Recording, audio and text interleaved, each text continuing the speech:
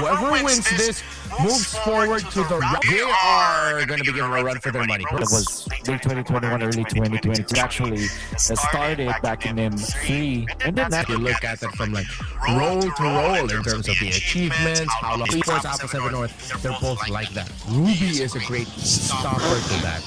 And maybe heroes such as the Ruby that we mentioned, Madang might come into the equation. But in terms of the bands that, as we already are pretty neck deep into the draft, pretty similar bands that we've seen in priority. Barrett's, Paquito, Atlas, Freya, Fanning, Hirara. The Valentina is up as an option for Pro. However, they don't need to take it up for themselves as the Vexana's already been taken. They need some poke damage to reach that Melissa. Maybe the Gord or the Farsa even is in consideration. And then when it comes to the jungle of the again, we are at Fanny Ban here for Alpha 7. I guess you can pick up the Nolan now. Oh, they went for the Harley. I thought consider the Nolan over the Harley, but the Harley makes a lot of sense up against the Melissa. The Nolan, it has no synergy with the Marcel, actually, think about it, so now it makes all sense. Now, best player special, it's going to be the Guinevere for Alpha 7. They're going to be focusing heavily on this Melissa. So, yeah, unfortunately, the Ruby pick will not be the option now for Pro Esports. I think they're going to be thinking about the hero that Kozen can play. Will be able to win against the Melissa. So I'm thinking Clint or Brody. Fortunately for Pro Esports, it's the claw that was banned out, so they will have either Brody or Clint as their options for their last pick. Very good pickups, if ever. I don't know Esports were looking at the EXP lane and thinking, okay, we take out the Esmeralda, but I think you also have to consider banning out the Arlott here. Maybe even the Phobius? With the Fragon, Arlott so really good with the Guinevere. Both can help trigger and feed into Violet Requiem for the Gwen at the same time. Even the lockdown basic attack. Although maybe the Focus would rather not go up against the Uranus lane. With the Arlott, we've seen it. And it gets banned out by Pro. That is a great ban.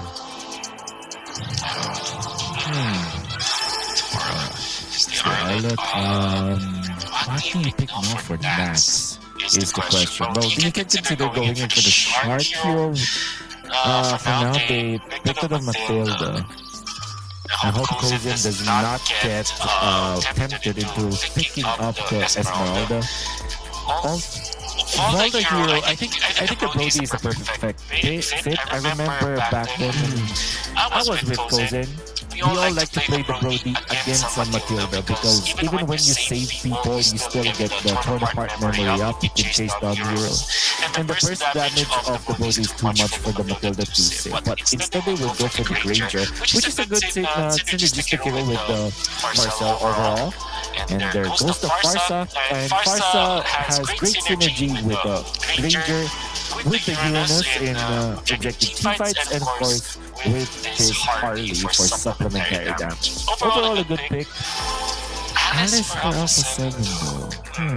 I think it's a little bit more tunneled into the matchup, right? Against the Uranus, but in the big picture, it doesn't really fit. Yeah.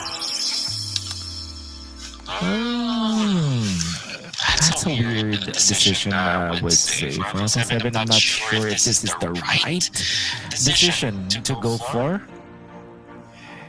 But then again, they're stuck with this. That's okay synergy with the Matilda, I would say. It's a good front line for to allow them to make sure that the Guinevere will have a good time. And then, of course, Blizzard needs a lot of buttons to protect them. But this time, the heroes of Alpha 7 that they decided to play around with the Melissa are not tanky dudes. They're more like low HP heroes with high sustain or resistance that eventually becomes tanky as the later the game goes. So this might be a problem because now they're going to be faced up against a Farsa Harley with the Granger. So let's see how Alpha 7 will survive the onslaught of Pro Esports. There really is a good chance that they'll be the ones setting the tempo and Alpha 7 will just be forced to react. But look at the BHP lane and how this Alice here in this match will handle, of course.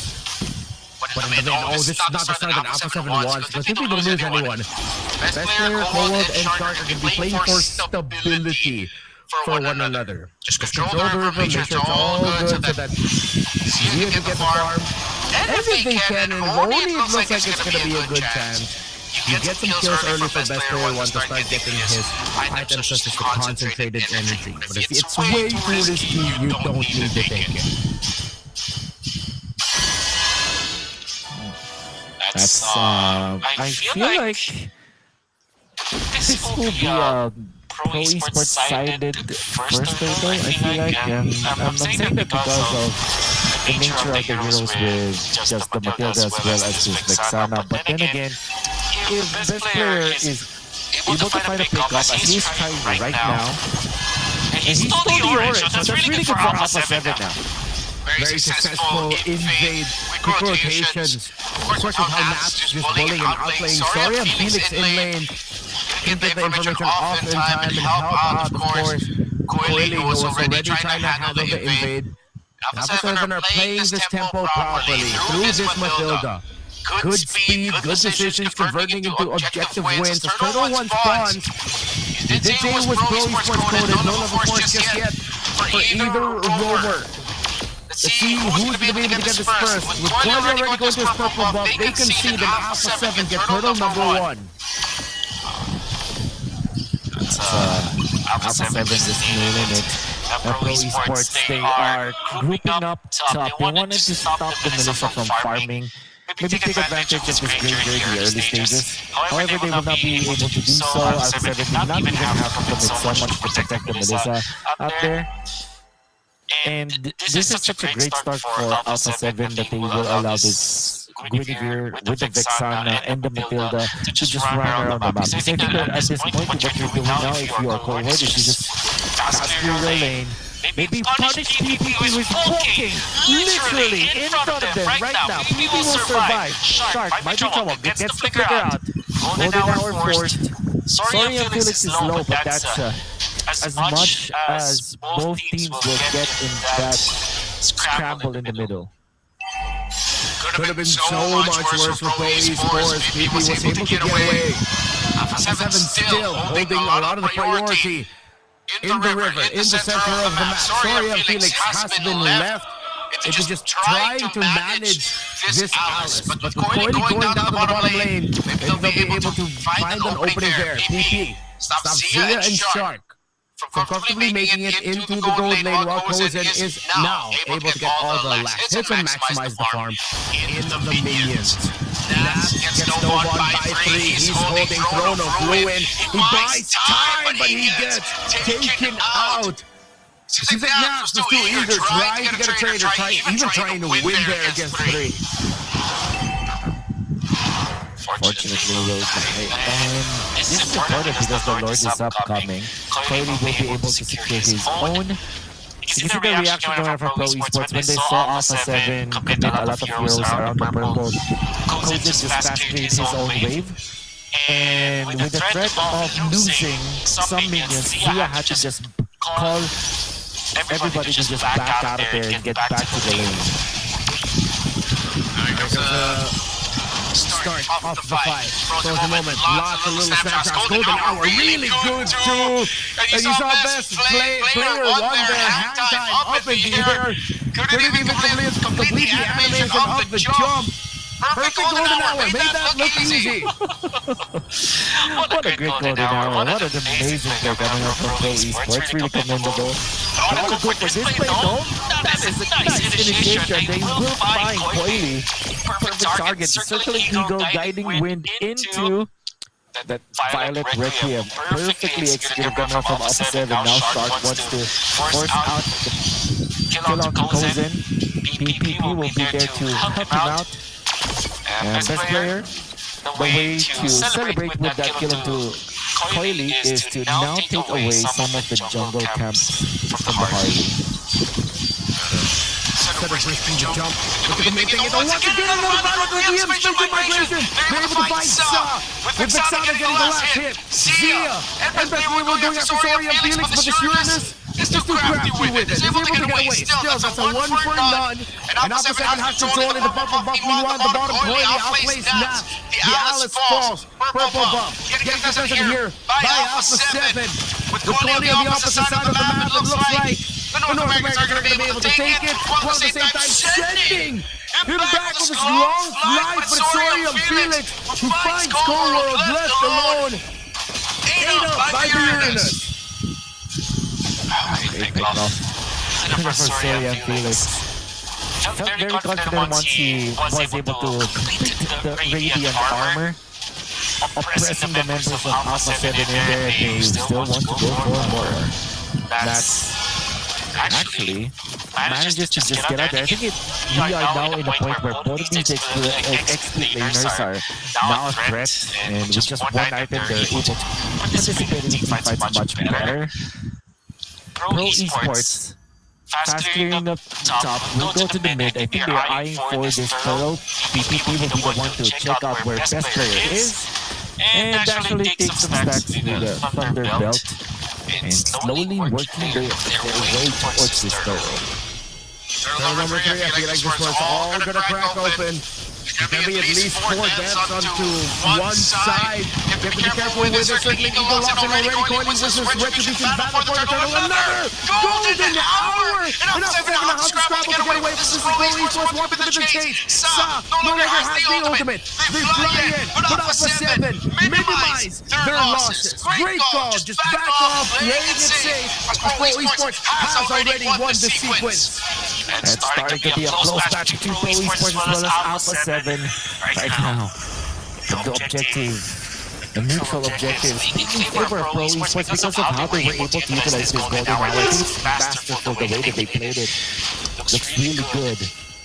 Now slowly up top.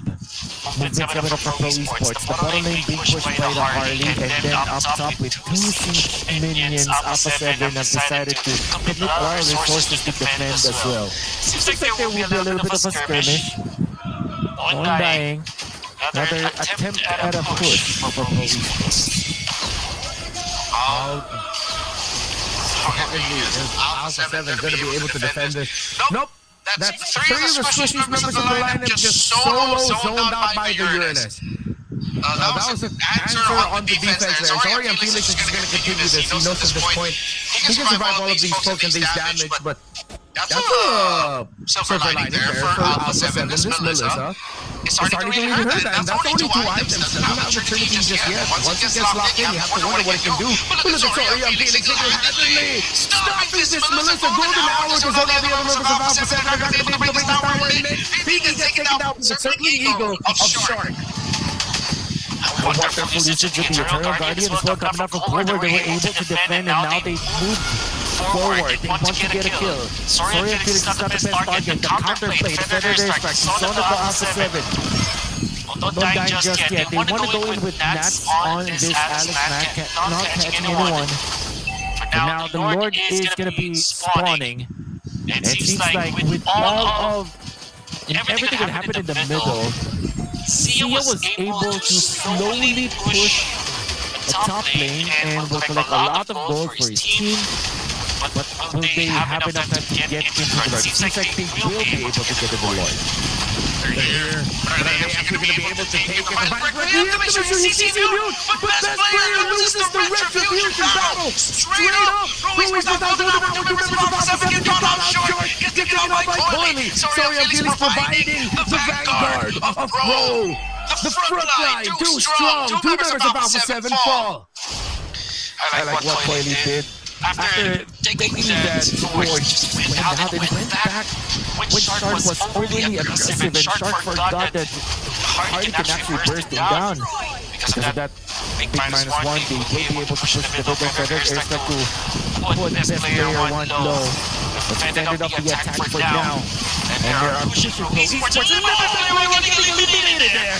And now, we want to go for another. Sorium Felix is gotta be zoning out the members of Alpha 7. In comes Circling Eagle. Will they go for all those? He has positioning. He has to be careful. The magic will not be enough.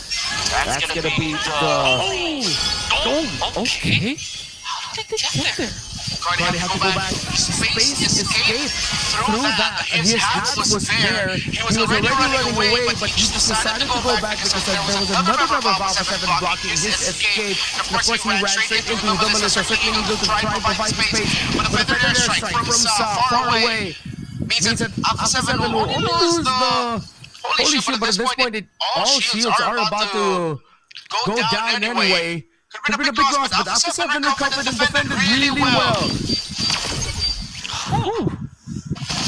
All things considered, yeah, they don't lose any of their Holy Shields. They will have another minute for those shields to be up since the bottom lane. That also meant that there is now the training for Zia.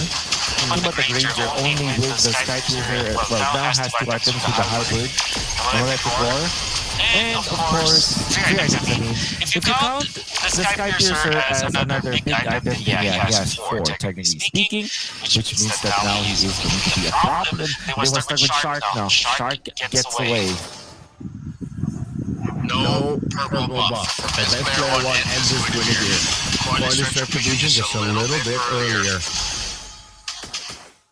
And you have to ask the question, so sure they have the sustainability, but it seems like the front on the Pro Esports is just way tankier. All the long-range bombs. Oh, Golden Hour freezes the Guinevere. But it's just that. They're not, it's not the side of the way. Watch the Shark walk back right into it, but he's certainly able to escape. They're eating up all the deadly magic. They can re-engage. It's good for Alpha 7 if they want to, but Pro Esports back off real quickly to the range of both of the Farsa and the Granger. They're being steady with it. Sharp formation by Alpha 7. This Melissa hurts. And this is going to be a realization by Pro Esports. They have to maximize all the rage and all the force that they have to make sure the Zia falls down. They can dive on it. Feel long dance. Waiting for the moment when all cracks. Pro Esports bringing it down. Force a reaction out. Alpha 7 trying to go up top, but clearly already goes back, Wolf. And that's gonna be seen by PPP. Sorry, Phoenix has to be careful because he cannot be near the vicinity of his teammates. Otherwise, the Golden Hour is going to be there. Mothers is going to be a problem. They want to go for Shark. The Predator Strike is not on the mark. But the third wave of that. Now they want to get fortunes here, but the damage is not been afforded now. They're chucking down the members of Pro Esports, but Shark is the first one to fall. Yeah, types it forward. What a bad decision. He gets obliterated by Pro Esports.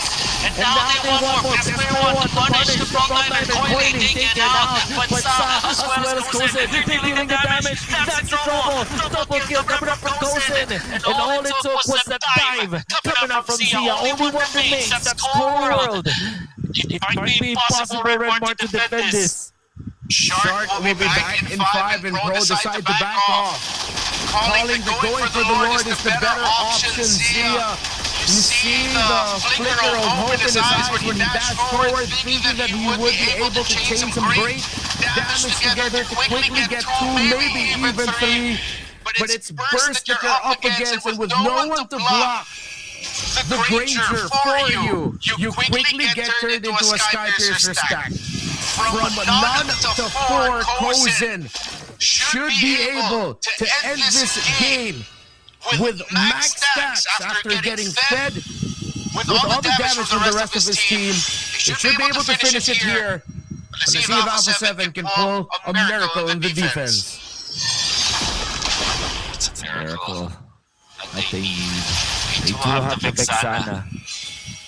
And it has the ultimate. Use the Eternal Guardian just for the defense. Sorry and Felix is feeling the damage run up for the Melissa, but not for long. They push the mid. They push the top. Defense Red Marcia taking so much damage from the post. Way too much distance, way too much range. Zeus doing everything he can to deal damage. Golden Hour is perfect yet again. The best player 1. With this little bit of knockout, couldn't do much with it. At the other levels of Alpha 7 are opposed to the map. And the damage that he's taking from the Granger. Unstoppable! It's Kozen! The bolts, the stacks, and look at that damage from Sa!